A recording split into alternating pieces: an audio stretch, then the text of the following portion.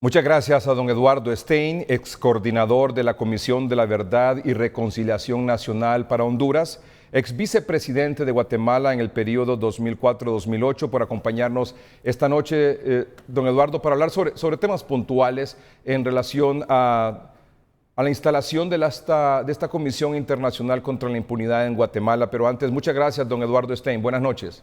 Muy buenas noches. Don Eduardo, como usted sabe, en Honduras hay un gran descontento generalizado, popular, por el tema de la corrupción y la impunidad en nuestro país. Algunos sectores están solicitando al presidente de la República, al gobierno, la instalación en Honduras de una comisión internacional contra la impunidad, como ha ocurrido en Guatemala. ¿Puede hacernos una síntesis, don Eduardo, de las razones que llevaron a Guatemala a pedir una comisión internacional contra la impunidad? Bueno, con mucho gusto. Toda vez que siendo vicepresidente de la República, yo fui el funcionario dentro de aquella administración que personalmente condujo la promoción para crear esta Comisión Internacional contra la Impunidad, aunque la idea original no partió de nosotros, sino venía de organizaciones de derechos humanos, de operadores de justicia, de gremios periodísticos en la administración anterior. Nosotros nos enfrentábamos con una situación de debilidad muy grande en el aparato judicial y en particular la debilidad más señalada descansaba en el Ministerio Público, en donde veíamos una lentitud enorme para llevar a cabo las investigaciones penales necesarias, construir los casos, asegurarse elementos de prueba que se sustentaran en los juzgados y llevar a feliz término los encauzamientos. Es por esa razón que acudimos a Naciones Unidas con la idea de contar con una comisión internacional contra la impunidad. Cuando hicimos la consulta a todos los partidos políticos representados en el Congreso, la idea original de crear esta comisión era solo para proteger a los activistas de derechos humanos, a los operadores de justicia y a los periodistas. Pero la mayoría de partidos políticos reaccionaron negativamente. ¿Por qué crear un ente internacional de apoyo para solo 3 grupos característicos de población, cuando toda la ciudadanía guatemalteca estamos siendo víctimas de hechos de violencia, de problemas de corrupción, de una cantidad de vejámenes que sobre todo quedan impunes porque el aparato de justicia guatemalteco no llega a hacerse cargo de procesar debidamente a los criminales?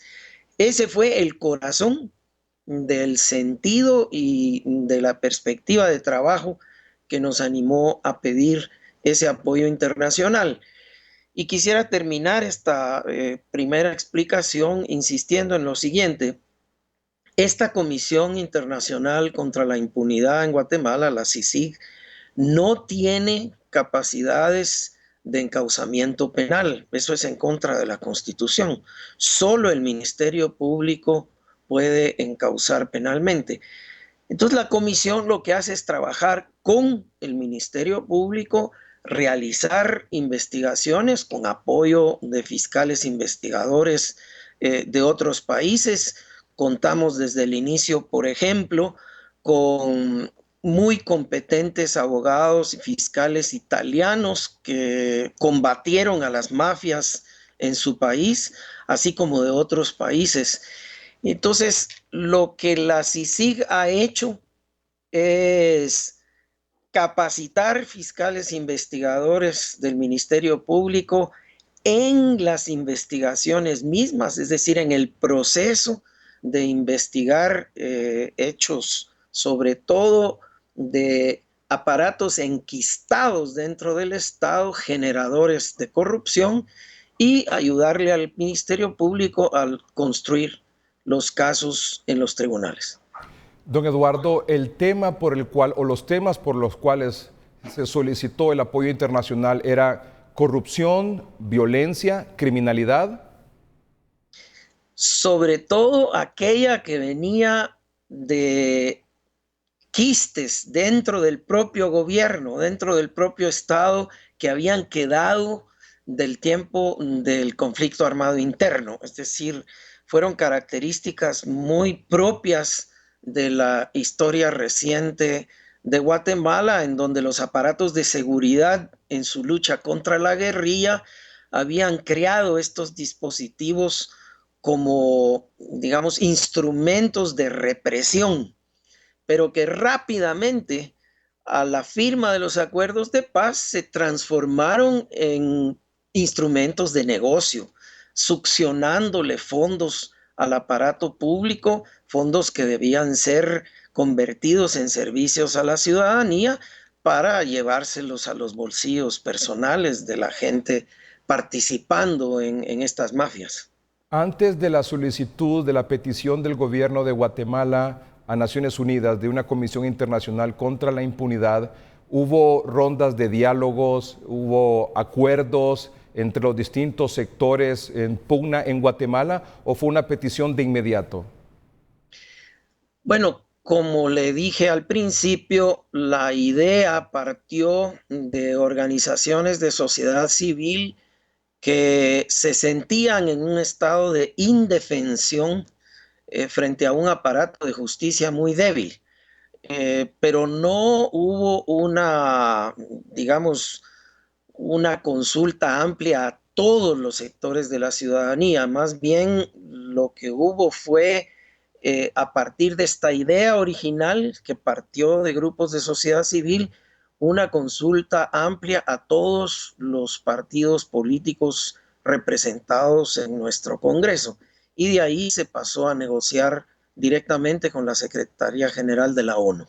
Don Eduardo, el mandato de la CICIG en Guatemala no es resolver casos, sino que entendería apoyar a los operadores de justicia para resolver los casos. En efecto, es decir, la CICIG no tiene capacidad de persecución penal autónoma, sí tiene la capacidad de realizar investigaciones. Nuestra Constitución garantiza a cualquier ciudadana o ciudadano el poder realizar investigaciones de todo tipo. Lo hacen los bancos, lo hacen las empresas, en fin. Pero en este caso, lo que nos motivó fundamentalmente era cómo conseguir apoyo externo para fortalecer las capacidades internas del Ministerio Público, pero de tal manera hecho que esta comisión internacional no fuera tutelada por ninguna autoridad del Estado en específico, sino que tuviera la libertad de investigación siempre sujeta al trabajo del Ministerio Público. ¿Cuánto tiempo, recuerda, si fuera un poco específico en esta área, el año en el que se solicitó el apoyo de Naciones Unidas a través de esta comisión y el tiempo que tomó que llegaran y se instalaran en Guatemala? Bueno, el primer proyecto se presentó por la administración del presidente Portillo, pero ese nunca fructificó porque tenía problemas constitucionales en su redacción. Ya en nuestra administración, yo firmé el convenio con la Secretaría Política de Naciones Unidas en el año 2006 y a finales de 2006, y la comisión se instaló en 2007 por su primer periodo de 2 años y luego se fue prorrogando por 2 años más en cada ocasión. Se solicitó en 2006 y tomó un año que se instalara en Guatemala. Tomó, digamos que 7 meses. Y desde el momento que se instaló en Guatemala, ¿cuánto tiempo transcurrió para que se comenzaran a ver los frutos de esta comisión?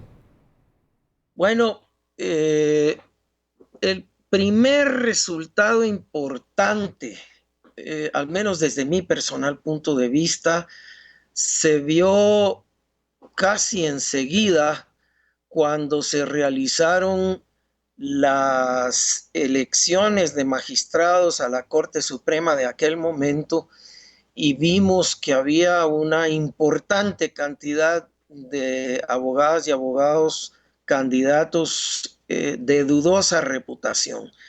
Y se pudo organizar un frente común de organizaciones de sociedad civil de muy diverso tipo, universidades, sindicatos, sector privado, centros de investigación, organizaciones populares, para vigilar, gracias a la nueva ley, a las comisiones de postulación que realizaron la depuración de candidaturas y logramos así detener con apoyo de la CICIG a una serie de candidaturas de gente dudosa que se quería colar a las magistraturas de la Corte Suprema y obtuvimos una corte pues razonablemente equilibrada y proba.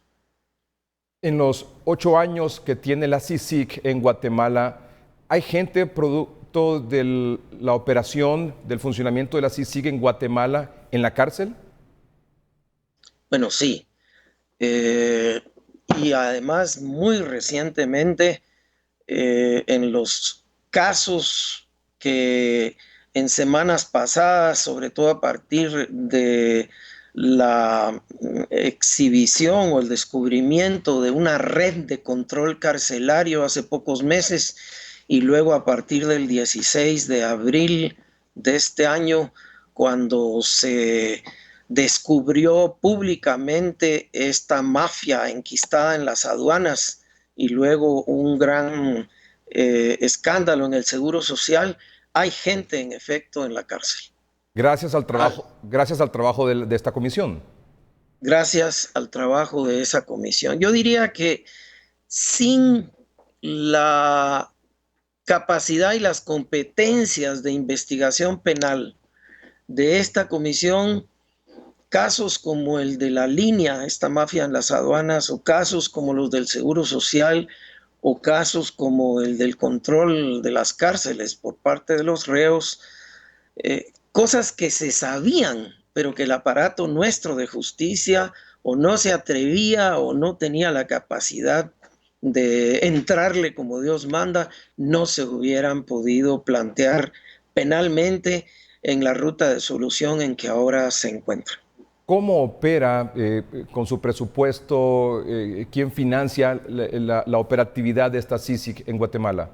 Mire, el convenio que se firmó entre el gobierno de Guatemala y la Secretaría de la ONU estipula que la Comisión Internacional contra la Impunidad se financiará en sus operaciones con aportes de la cooperación internacional. No es una operación barata, pero el gobierno guatemalteco no ha erogado un solo centavo en el financiamiento de la parte sustantiva y administrativa de esta comisión. En lo único en que el gobierno de Guatemala estaba obligado es a facilitar espacios de oficina, en fin, pero incluso a ese nivel la propia comisión se ha hecho cargo de sus gastos. El convenio establece que países cooperantes son los que surten el presupuesto para la operatividad de esta comisión en Guatemala.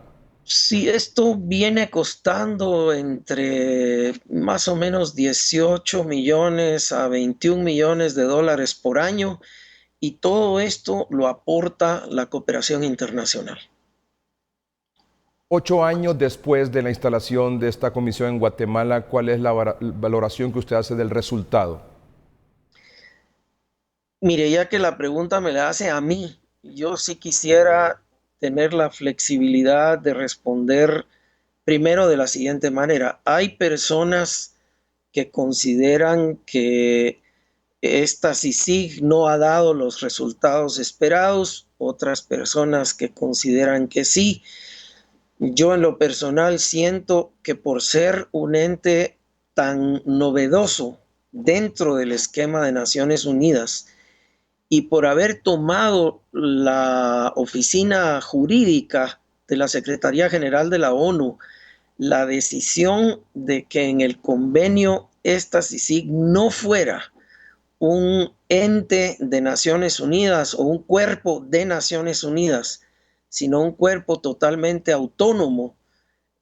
Costó bastantes meses su puesta en marcha porque esta comisión no pudo contar de origen con el aparato de seguridad de la ONU, tuvo que prepararse y desarrollar el suyo propio, no pudo contratar personas expertas dentro de las agencias de la ONU porque perdían sus derechos de antigüedad, ya que la CICIG no es un órgano propiamente de Naciones Unidas, a pesar de que la designación del comisionado la hace el secretario general. Pero media vez, digamos, se comenzaron a mover las ruedas de todos los engranajes. Yo sí opino que, sobre todo en la gestión del último comisionado, los resultados han sido verdaderamente importantes, beneficiosos, y que a lo largo de su existencia en el país ha probado ser un ente que fortaleció de manera notable la capacidad del Ministerio Público. Si tuviera la oportunidad de redactar de nuevo o de firmar el convenio para la instalación de una CICI, después de la experiencia, después de estos años, de estos 8 años, después de esto vivido, ¿qué cambiaría? ¿Qué no implementaría y qué sí? Mire, yo creo que después de esta experiencia, tal vez el tema más crítico que nos faltó por falta de experiencia de ambas partes es aclarar muy bien quién supervisa el accionar de la comisión, que supuestamente es la Secretaría General de la ONU, pero ellos, al decir que esto no es propiamente un ente de Naciones Unidas, sino que es un ente autónomo, en realidad han sido algo distantes en este tema de supervisión. Los 3 comisionados le entregan cuentas del uso de los fondos a los países donantes, pero el tema de la supervisión de sustancia, de su accionar y de los contenidos de sus investigaciones ha quedado siempre un poco en una nebulosa, y yo creo que esto habría que precisarlo mejor. ¿Qué le ha dejado la CICIG a Guatemala hasta el momento?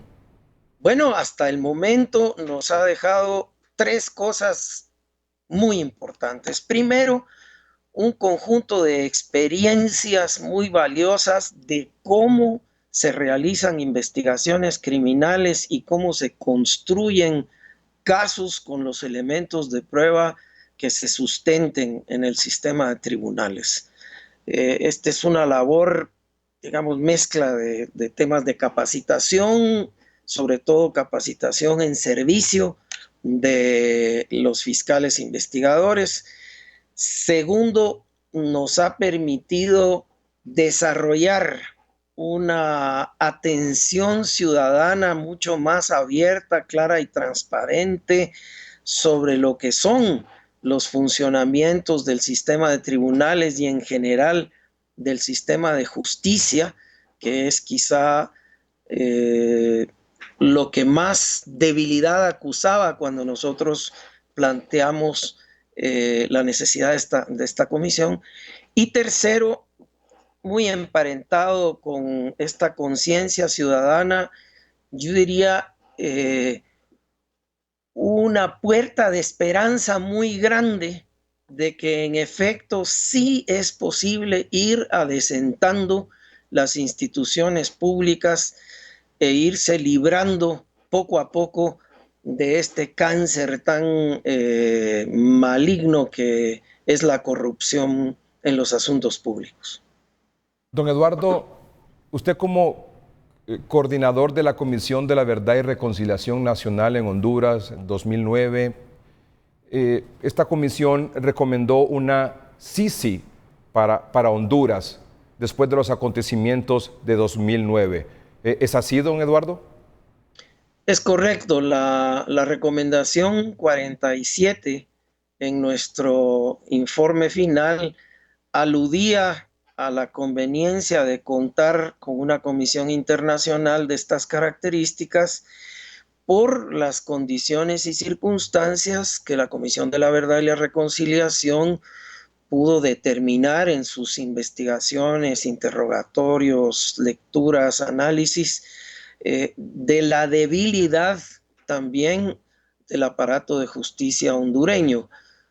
Por supuesto, las cosas han cambiado hasta donde puedo saber para mejorar, aunque todavía pues la ciudadanía considera que falta mucho, pero ya las circunstancias de ahora no son en 2015 las de 2011.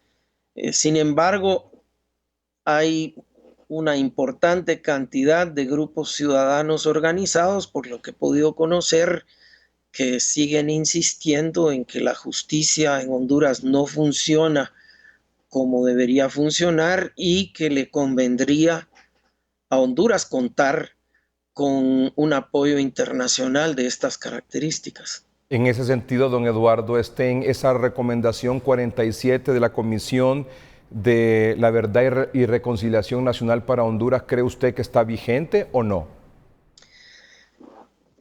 Bueno, yo diría que todavía es una recomendación válida en la medida en que, a pesar de que el aparato de justicia hondureño ha contado durante meses y años con elementos de prueba sobre hechos palpables de corrupción en sectores públicos diversos, todavía, digamos, este aparato es lento en reaccionar y por lo tanto sí cabría la pena pensar en la conveniencia de un apoyo externo que puede asumir pues diversas características. Yo tengo entendido que el señor presidente de la República hace pocos días hizo un planteamiento público de crear una instancia con varios dispositivos en contra de la corrupción y la impunidad. Sin conocer el detalle de hacia dónde pueda evolucionar esto, sí hay una diferencia sustancial entre aquel planteamiento que hiciéramos nosotros en su momento y lo que el señor presidente acaba de plantear hace pocos días. Estos dispositivos en torno a un sistema hondureño en contra de la corrupción y la impunidad dependerán fundamentalmente de las estructuras públicas existentes. Son como mecanismos de vigilancia, pero tutelados por el Estado. En el caso de la Comisión Internacional contra la Impunidad, la virtud que en el caso guatemalteco ha ayudado a contribuir poderosamente a fortalecer al Ministerio Público es que las investigaciones de esta CICIG en el caso guatemalteco no están tuteladas por ningún ente gubernamental, salvo por el trabajo conjunto que realiza con el Ministerio Público. En la medida en que una base ciudadana tan amplia maneja un elemento de desconfianza hacia sus autoridades, habría que pensar con cuidado en dónde están aquellos elementos que ayuden a recuperar esa confianza de la ciudadanía en sus estamentos públicos, en particular en el aparato de justicia.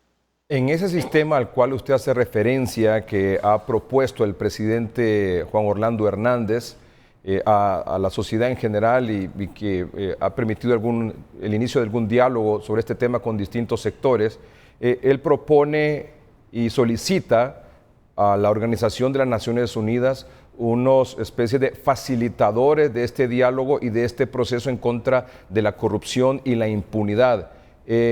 ¿Cómo valora esa petición en comparación con el trabajo de la CICIG? Bueno, yo creo que se trata de dos dimensiones sustantivamente diferentes. Una cuestión es la creación de un ente que ayude al Ministerio Público en la investigación penal y otra es la puesta en marcha de un dispositivo de diálogo ciudadano amplio, en palabras del propio señor presidente Juan Orlando Hernández, un diálogo sin condiciones. Son como dos actividades complementarias.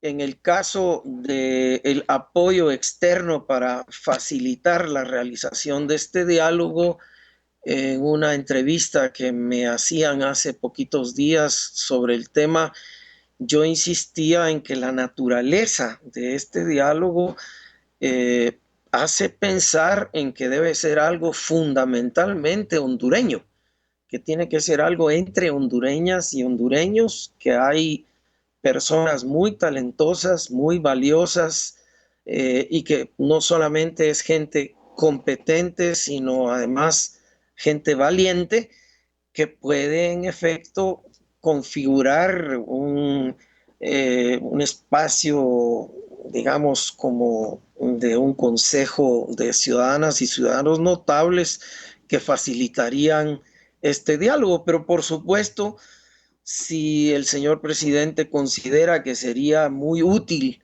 el que pueda haber también una facilitación externa y esto contribuye a recuperar la confianza de la ciudadanía, pues digamos, yo estoy seguro de que el sistema de Naciones Unidas encontrará la manera de apoyar esta facilitación. Lo han hecho en la mayoría de países de América Latina, en general con muy buen éxito, con muchos resultados. ¿Qué es mejor, una Sisi, como en el caso de Guatemala, o un diálogo con distintos sectores, con facilitadores de la ONU? Yo no sé si entiendo el fondo de la pregunta, pero no los veo excluyentes. Son dos cosas de naturaleza distinta. Me parece que el diálogo multisectorial es algo en donde la ciudadanía puede expresarle al gobierno que eligió en dónde están afincadas sus principales preocupaciones, en dónde están las principales demandas de servicios que la ciudadanía le pide en general al Estado, a los tres poderes del Estado, no solo al Ejecutivo, pero esto es diferente de un dispositivo de investigación criminal que con profesionales expertos en investigación criminal pueden trabajar junto con el Ministerio Público a ir identificando estos quistes mafiosos dentro del Estado e irlos desmontando y, digamos, al tenor de lo que entiendo han sido las protestas ciudadanas recientes, lo que quieren es que esta gente sea llevada a los tribunales y que el dinero que desapareció, que es dinero de la gente, para beneficio de la gente, pues aparezca. Puede ser también que como producto de este diálogo, entonces, con todos los sectores, se pida, se solicite o no, se evalúe si se necesita realmente o no la instalación de una Sisi. Bueno, yo tengo entendido que parte del sentido estratégico de lo que el señor presidente ha propuesto supone precisamente eso. Él propone la creación de un sistema hondureño de lucha contra la corrupción y la impunidad, pero a la vez propone una mesa de diálogo sin condiciones en donde seguramente se podrán ir llegando a acuerdos precisamente sobre todos estos temas de necesidad pública que tienen que ver con la seguridad ciudadana, con la corrupción, con el empleo, con los servicios básicos de seguridad, salud, educación, infraestructura, etcétera, y sobre todo con la dimensión de transparencia y probidad con que la ciudadanía quiere que se manejen todos estos recursos públicos. ¿Usted consideraría una CICIG para Honduras en los actuales momentos?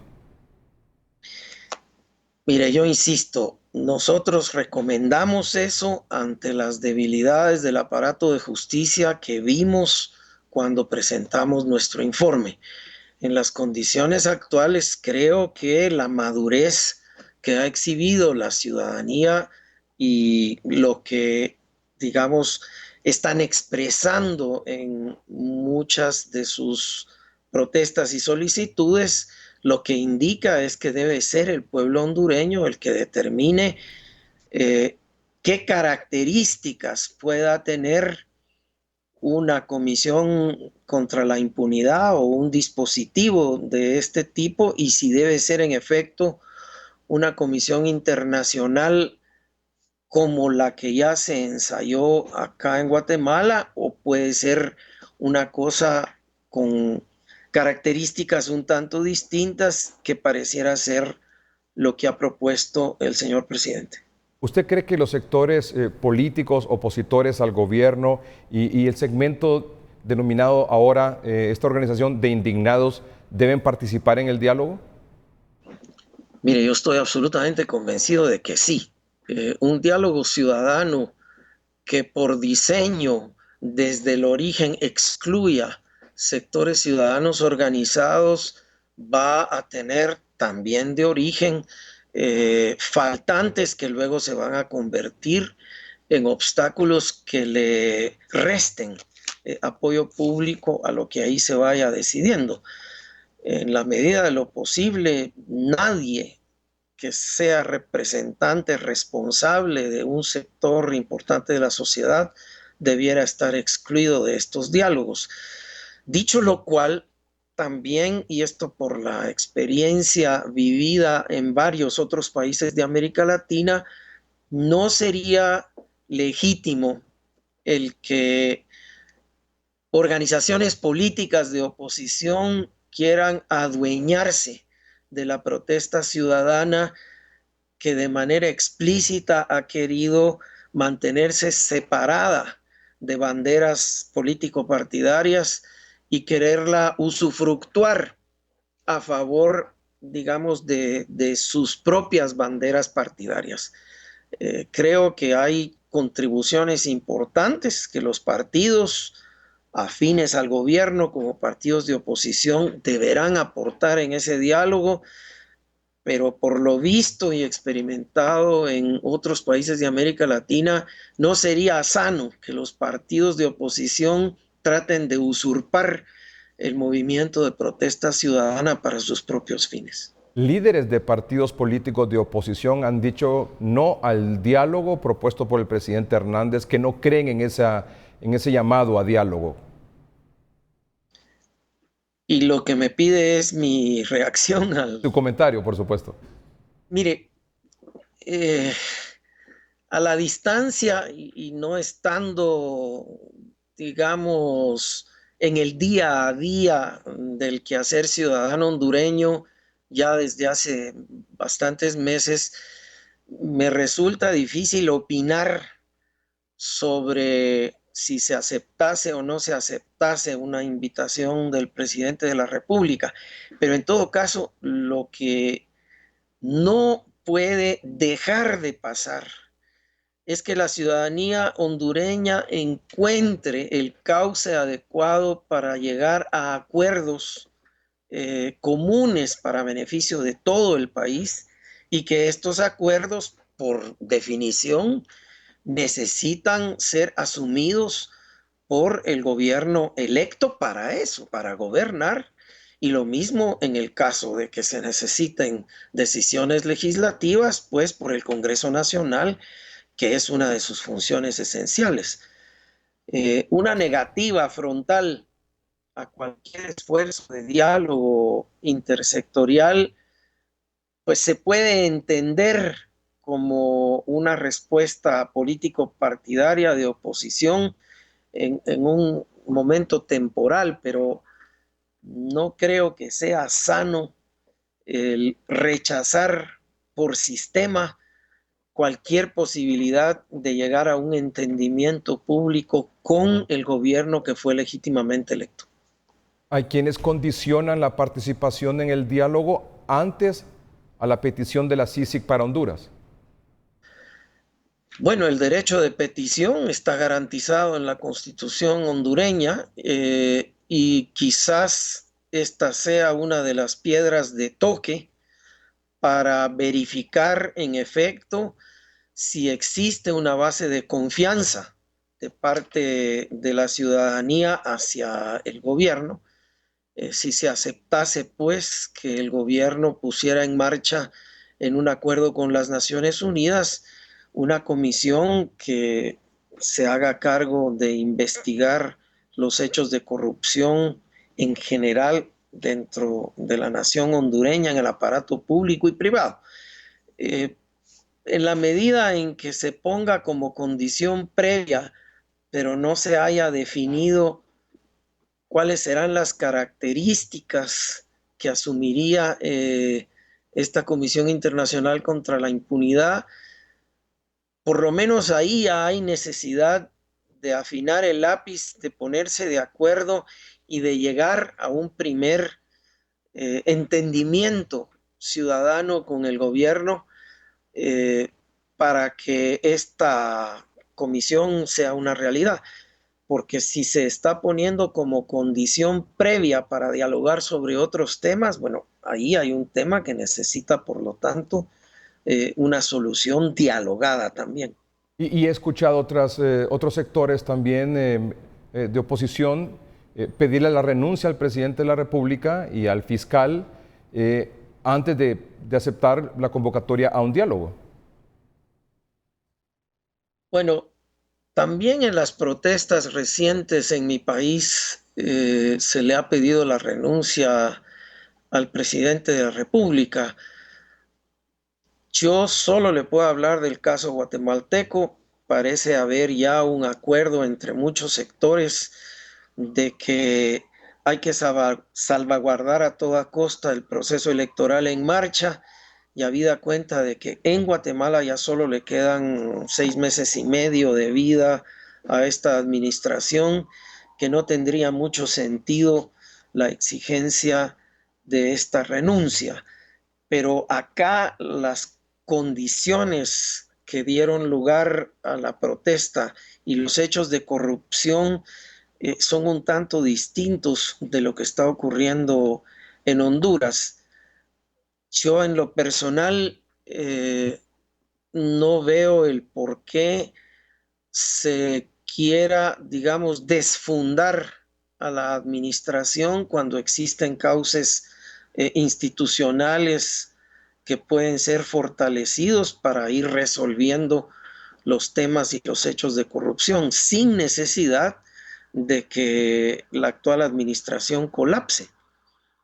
Por supuesto, insisto, el derecho de petición es un derecho constitucional, pero ¿sobre qué bases se plantearía en un escenario hipotético una nueva administración si todavía la Constitución hondureña no tiene el procedimiento preciso por medio del cual se puede operar esta sustitución, por un lado, y por el otro, porque el propio presidente ha salido públicamente a expresar su voluntad de que se investiguen estos hechos de corrupción, de que se instale un sistema de lucha contra la corrupción y la impunidad, y de que se acuda al apoyo internacional de la ONU para que esto no solamente se concrete en un relativo corto plazo, sino que tenga todo el apoyo externo